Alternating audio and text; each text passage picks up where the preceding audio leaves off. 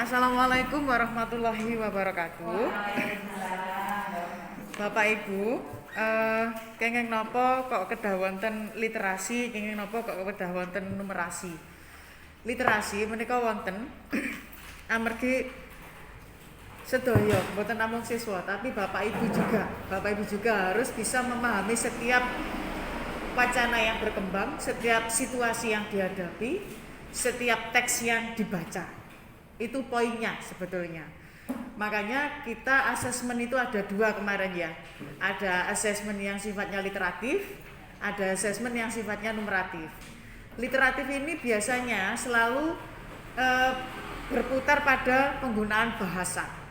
Karena dalam setiap aktivitas itu kita selalu berkomunikasi, berinteraksi menggunakan bahasa dalam bentuk apapun itu, entah lisan, tertulis, bahkan isyarat. Maka di dalam literasi itu biasanya ilmu sosial, ilmu kepribadian, ilmu bahasa itu ada di dalam literasi. Kemudian berikutnya ada di hari berikutnya adalah numerasi. Sebetulnya inti numerasi itu adalah mengenai konsep angka, nomor, begitu. Nah, tentu saja ini harus berbekal dengan pengetahuan matematika. Lantas apa yang membedakan numerasi dengan matematika? Begini Bapak Ibu, kalau matematika itu belum ada hubungannya dengan aplikasi dalam kehidupan kita sehari-hari. Jadi masih belajar rumusnya, masih belajar bagaimana menghitungnya.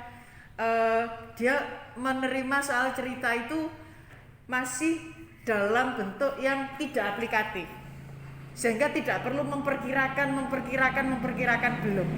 Hanya melihat sebuah, misalnya dalam sebuah teks cerita, dia hanya melihat, oh ini kalau ceritanya begini, berarti nanti caranya adalah ditambah, dikurangi, dikali, itu saja. Monggo Bu Ayu. Kemudian lalu bedanya apa numerasi dengan matematika tadi? Kalau sudah masuk ke numerasi, maka pengetahuan matematika ini akan digunakan di dalam kehidupan sehari-hari. Jadi yang tadinya mengukur Pitagoras itu dengan mencari sudut miringnya A kuadrat plus B kuadrat plus C kuadrat itu, yang tadinya cuma rumus aja, sekarang dia harus benar-benar mempraktekkan untuk mencari kemiringan itu. Itu kalau, dan itu harus di dunia nyata. Nah, selama ini tidak pernah terjadi. Kapankah dunia permatematikaan itu terjadi? Nek totalan katene tindak nang Surabaya, kira-kira jarak tempuhe piro, butuhno waktu pirang jam, BBM-nya kira-kira entek pirang liter, nek sekian liter berarti berapa uangnya, itu yang dimaksud numerasi itu. Ada angka yang digunakan, tetapi menggunakan narasi, bukan sekedar angka yang ditambah, dikurangi sama dengan dikali, bukan. Tapi ada aplikasi dalam kehidupan sehari-hari yang dia harus memperkirakan. Itu maksudnya numerasi Bapak Ibu. Jadi nanti kalau kita membuat soal, itu misalnya penjenengan mau bikin sarapan, orang-orang di rumah isinya 7 orang. Terus pengen bikin tempe goreng. Ada tempe yang harganya 1.000 sak lonjor, ada yang 500 sak lonjor. Yang 1.000 ini kualitasnya lebih padat, kalau digoreng ketebalannya tidak berubah. Yang 500 ini isiannya nggak padat, kalau digoreng dia menipis. Nah, soalnya kasusnya ini harus diberikan kasus supaya anak itu punya perkiraan, supaya anak itu bisa merumuskan masalah gitu. Kasusnya bagaimana caranya dengan hemat uang bisa makan tempe yang enak. Waalaikumsalam. Gitu. Coba kita cerna nggih Ibu nggih, Bapak Ibu. Contoh kasus keseharian. Kita itu mau bikin masakan. Simpel saja, mau bikin tempe goreng misalnya. Terus pundi anggenipun ngatasi kasus makanan menika? Nggih. Matur suwun. Sami-sami ya, Pak. Bapak Ibu, Menawi kula sampun kumolonten ngaturaken materi babagan menika mboten ateges kula langkung sae timbang panjenengan nggih. Niki kan critane dum-duman Sinau. nggih, dum-duman tur sinau bareng. Ning ngeten Pak Heri. Kasus kados ngoten niku mesti sedaya guru ngalami, nggih napa mboten? Nggih. Tapi yang perlu diingat adalah ketika kita tahu kemampuan anak-anak kita, maka kita yang menentukan. Panjenengan mau membuat bagaimana dengan kasus seperti itu. Contoh, hanya untuk membaca angka saja.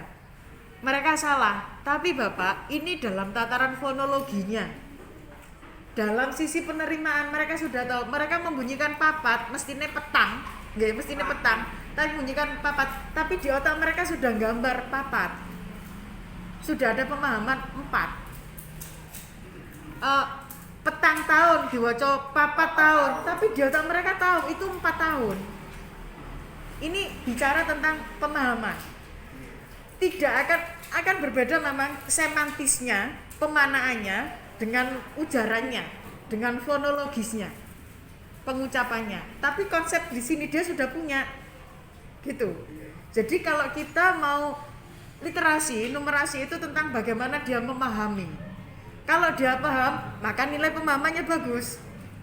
Berkaitan dengan cara maca sing salah, berarti panjenengan pada saat ngetes instrumennya adalah tentang instrumen membaca, sebatas membaca nyaring saja.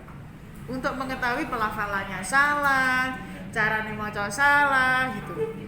Tapi kalau panjenengan tanya pemahaman, panjenengan balik, "Cah iku mang pirang tahun?" Dia pasti bisa jawab. "Cah iku mang panasnya pirang derajat?" Dia pasti bisa jawab meskipun menene 7%, dia muni 7%. Selisih 2 menit, dia membacanya selisih 2 menit. Tapi ketika Bapak baca pira ca selisih ning nganggo kompor sing LPG karo kompor sing iki mau, dia pasti bisa jawab kali 2 karena konsepnya sudah masuk. Tapi pengucapannya dia perlu belajar lagi. Dan tentang pengucapan ini bukan dia disuruh membaca, bukan. Dia mendengarkan kita membaca dulu. Ayo cocokno sing diwaca karo Pak Guru, Bu Guru, carane ngucapno piye, carane nglafalno piye. Sampeyan kok nirokno iku, itu menyimak. Ketika nyemak dia akan mengcopy itu. Ketika panjenengan berikan kesempatan untuk merefleksikan, dia akan paste memunculkan itu. Ngoten nggih Bapak Ibu. Saged katampi napa mboten? Nggih. Nah, mengenai